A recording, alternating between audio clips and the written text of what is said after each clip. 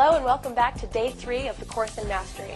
Today, Tom Wood is going to go over a concept called the slight edge. You'll also see a clip from Jim Cathcart. Here's Tom. Thanks, Coral. Welcome back, everybody. Would you like to lose 20 pounds? Would you like to lose 12 strokes on your golf game? Would you like to double your income? Would you like to do something extraordinary? All of these are possible and even probable if you learn and master this one simple strategy. That strategy is called the slight edge. The slight edge is simple disciplines which may make no immediate difference. However, repeated consistently over time will create massive change. If you drink water and eat a salad today, will you get healthy? No. However, repeat this discipline over time and things will change in your health and fitness. Simple disciplines repeated over time will create success. Simple mistakes repeated over time will create failure. It's the same with your exercise, it's the same with your career, it's the same with your wealth and your relationships. The slight edge is what separates you from who you are today to who you can become. Here's the catch, as one of our elite faculty is wont and known for saying. These simple disciplines are easy to do, and they're easy not to do. We know that watching 10 to 15 minutes of the course in Mastery each day is easy to do. We also know it's easy not to do. What we're going to suggest is that you do everything you can to get addicted to this daily exercise, because that simple discipline repeated over the next 30 days will create tremendous results for you. In your journal, I want you to write down one other thing besides the course in Mastery that you wish you were doing on a daily basis, and then commit for the next 7 days to do it. Now, this thing may be easy to do, and it may also be easy not to do. The strategy, of course, is to continue to commit to doing this thing every day. This is just the beginning. We've got a whole lot more for you. I'll see you tomorrow. Thanks, Tom. Today's clip is from Jim Cathcart. Jim applied the principle of the slight edge himself in order to become one of the most respected speakers in the world. He's also the best-selling author of The Acorn Principle. In this clip, Jim Cathcart tells an amazing story of a man who applied the slight edge to change his entire life. Let's take a look at the clip. Well, back in 1979, I was in Chicago to give a speech for an outfit called Tidy Car. How many of you know what Tidy Car is? A few of you do. Tidy Car is an auto detailing company. And Tidy Car, back in those days, was a company which sold franchises for $1,500, a little kit.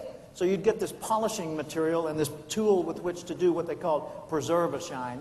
And you could go out and start your own auto detailing business. And they were selling these things like hotcakes. I mean, that was the heyday of franchising. So back in those days, lots of people were buying Tidy Car franchises, and Tidy Car realized they had to start training these people. So they brought in speakers like me to come and address them once every month or so around the country. Well, I was the flavor of the month for Chicago, so I showed up and I gave my speech. It was about maybe 200 or 300 people in the audience. At the end of my speech, a young guy, 19 years old, came up to me, innocent-looking face, looked like he'd never even had a dirty thought. I mean, just, you know, white hair, white eyebrows, and just this little smile on his face. His name was Tim Seward. And Tim Seward came up to me and he said, "Mr. Cathcart, could I sit with you at lunch?" And I said, "Certainly." So he sat with me, asked me 1,000 questions. At the end of lunch, he said, "One more question?" I said, "Sure."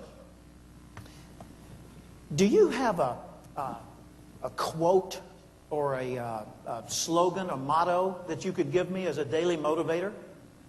And I said, "Well, let me think about that." I said, "I've got something better, Tim. I've got a question. And here's the question. Every day, ask yourself this question as often as you can remember to ask it. How would the person I would like to be do the things I'm about to do?" Don't think of someone else. Think of you in the future as you grow and mature and advance. How would the more refined version of you do the work you're setting out to do right this moment or during this day? In other words, if you keep thinking like an acorn, you'll remain an acorn. So you've got to think like an oak to start the growth process. He said, "Okay, a question every day. How would the person..." I said, "Well, tell me something about the person you'd like to be. He said, well, I'd like to be the international sales leader for Tidy Car. I said, good, use that question. What happened was he went back home to Bay City, Michigan. He got rid of his t-shirt and jeans and he put on a little jumpsuit. Had Tim embroidered on the pocket, Tidy Car on the back.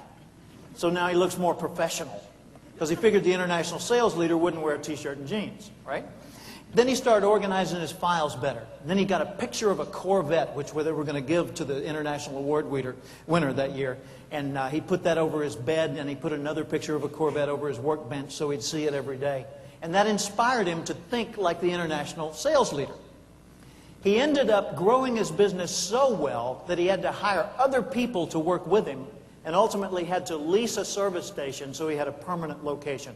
His business absolutely thrived. You see, we can take one simple question and just shift our perspective enough to give us profound insights that will transform the results we get. But it takes the stimulus to start the process.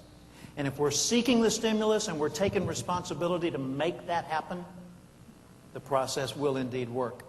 And I've seen it as you have, again and again and again. They said, Jim, we're having a convention in New Orleans. We're giving away a Corvette. Want to speak? You bet. So I go to the Hilton Hotel in the French Quarter down in New Orleans, standing there in front of a large group of the Tidy Car franchisees from around the world.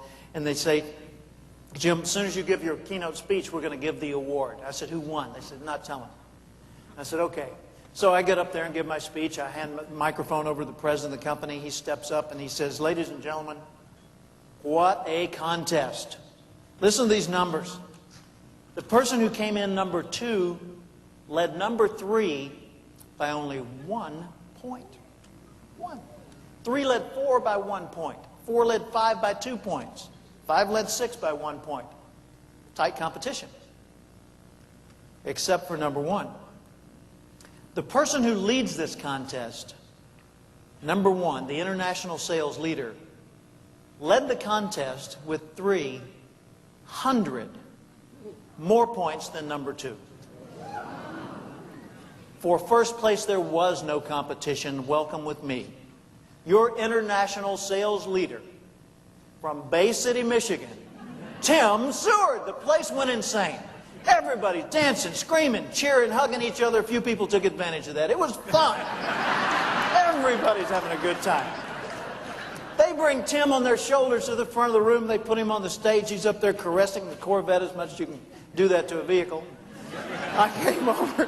I gave him a bear hug and I congratulated him. I said, Tim, what did you do? He said, I just did what you said in Chicago. I said, specifically. What did I say in Chicago? He said, come on, Jim, you know. The daily question, how would the person I'd like to be do the things I'm about to do? And he told me the story I shared with you a little while ago. And I said, wow, I am so proud of you. That's great. And he said, oh, it gets better. What? He said, well, you know, I didn't know if I'd won. I knew I was in the running, but I didn't know if I'd won. So I'm getting ready to come to New Orleans to the convention, and I'm thinking, okay, how would the international sales leader go to New Orleans? I figured he'd go first class. One way.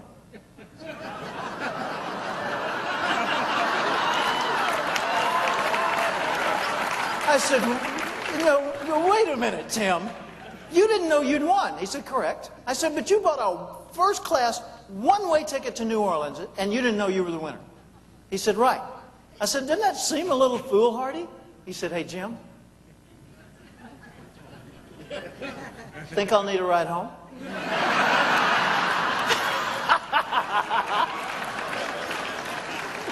The boy had a Corvette.